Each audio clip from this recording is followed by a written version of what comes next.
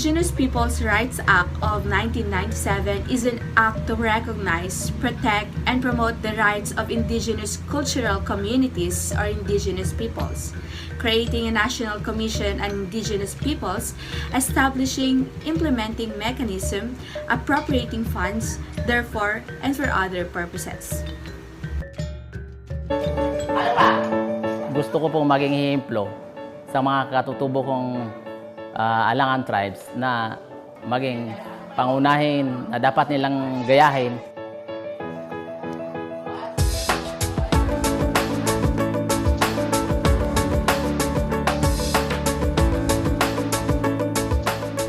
Noong una po, hindi po kami pwedeng mag-aral.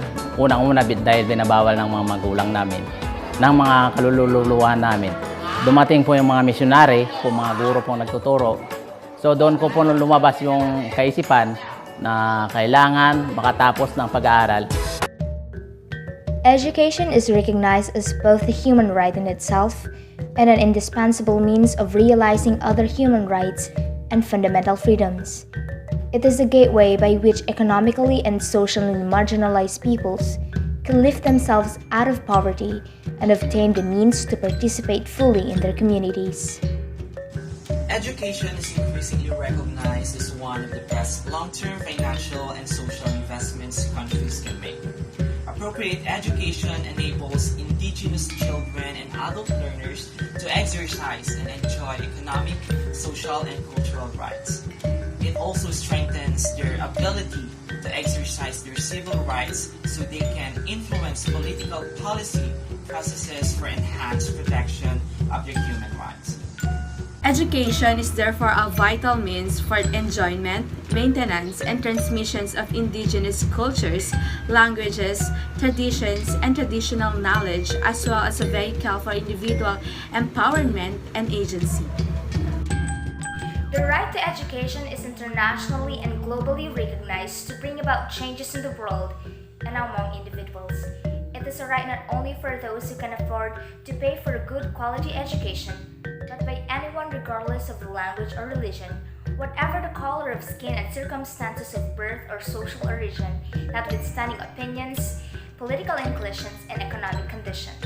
The United Nations Declaration of the Rights of Indigenous Peoples, or the UNDRIP, regenerated the Rights of Indigenous Peoples Scholarship, which covers the declaration's scope, applicability, and implication on the national law of indigenous rights. The right to education of IPs, or the indigenous cultural communities, is also promoted and protected in the Philippines. Numerous laws, statutes, and policies were forged to make education accessible to vulnerable groups such as IPs. This indicates that the Philippines is aware of the needs of its marginalized communities and are creating policies that are responsive to it, especially in the aspect of social rights, with the right to education being among it. The issuance of Presidential Decree No. 1414 provides protection to IPs who wish to be part of the Philippine society mainstream. At the same time, it allows those who would maintain its culture and tradition to separate from the majority, a sort of exception to the Equal Protection Clause or integration policy of the state. IPs are significant groups of people in communities. When properly recognized and given positive attention through holistic education, they could be useful toward national development. The rights of the IPs, or the ICCs, to education were made prominent in the 1987 Philippine Constitution. Various constitutional provisions grant the IPs the rights to education along these lines. A. To establish and control their education. B. To receive protection of the state without discrimination, and to mandate for the state to take measures to ensure children of indigenous peoples to have access to education using their own language and culture. To this end, the Indigenous Peoples' Rights Act, or the IPRA of 1997, was enacted. It further recognizes the state's obligation to ensure the continuity of the unique cultural expressions of the IPs, or the ICCs, by assuring their full participation in the activities and endeavors toward health, education, and other areas of services, making them responsive to the demands of their unique communities. The IPs deserves holistic education that represents their beliefs, feelings, principles, and general ideas that share family resemblance. According to HARE 2010, education that focuses on the whole person, both cognitive and affective. In this connection, an IP education is described by Section 28 of the IPRA of 1997 as one that provides comprehensive system of education relevant to the needs of the children and young IPs and ICCs through the National Commission of the Indigenous People. The concern of IP education is both global and international in scope. IPs are mostly deprived of access to quality education. The current curriculum of education programs is incapable of addressing the special needs of the IPs or the ICCs.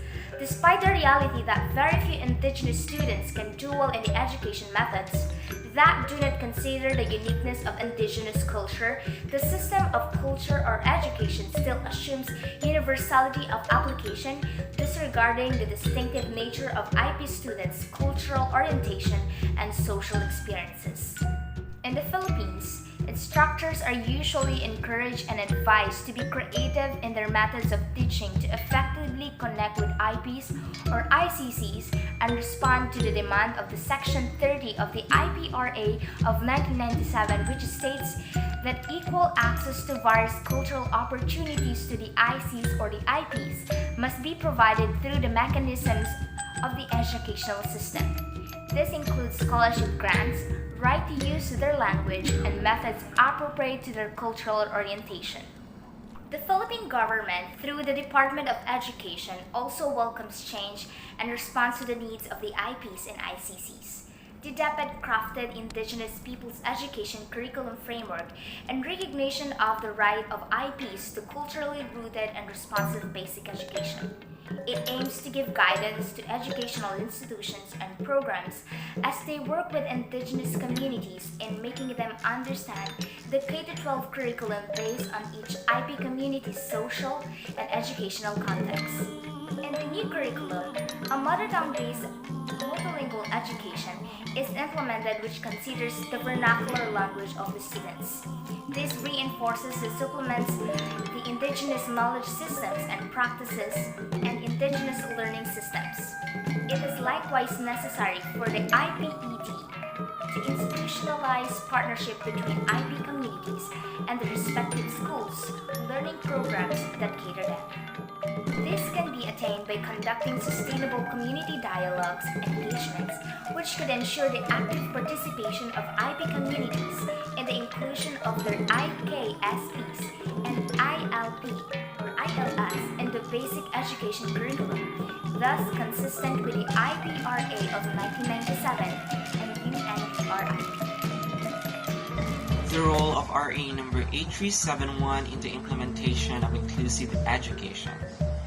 The Indigenous Peoples' Rights Act of 1997, also known as the Republic Act number 8371, mandates all government agencies to recognize and promote the rights of Indigenous cultural communities or Indigenous peoples within the framework of national unity and development. Using this RA as the legal basis, the Department of Education issued the DepEd Order Number 62 Series 2011 entitled National Indigenous Peoples Education Policy Framework to serve as an instrument for promoting shared accountability, continuous dialogue, engagement and partnership among government, IPs communities, civil society, and other education stakeholders in upholding the IPs learners' education rights. To operationalize the said Indigenous People Framework, the DepEd felt the need to establish a mechanism for the mobilization, implementation, and coordination of all programs and projects of this department pertaining to IPs education. Accordingly, the creation of the IPs Education Office is important to ensure continued delivery of quality education to the IPs learners. The Indigenous Peoples Education Office shall perform the following specific functions. First, act as the focal point for DepEd in planning, implementing, and coordinating and monitoring of activities related to IP's education. Second, develop and recommend policy standards and actions to DepEd management to enhance DepEd's implementation of education initiatives for the IP's learners. Third, initiate and coordinate cooperation and collaborative activities with the national government agencies and non-government organizations and civil society groups and indigenous peoples organizations, private business organizations, corporate foundations, academic institutes, and other interagency and cluster groupings concerned with IP's education. And lastly, to serve as clearinghouse for all IP's education-related transactions, including production and issuance of modules, indigenous curriculum, and other related materials. The IP's Education Office shall be under the functional direction of the Undersecretary for Programs and Projects. The DepEd shall engage the services of the Project Development Officers on a contractual basis to serve as technical personal assistants in the IP's Education Office. This DepEd order shall take effective immediately. Immediate dissemination of and compliance with this order is directed. Within international law, indigenous peoples are recognized not simply as stakeholders, but rights holders. This means they must participate in decisions that affect them, including the right to development and education on their own terms and in line with their values, priorities, and needs.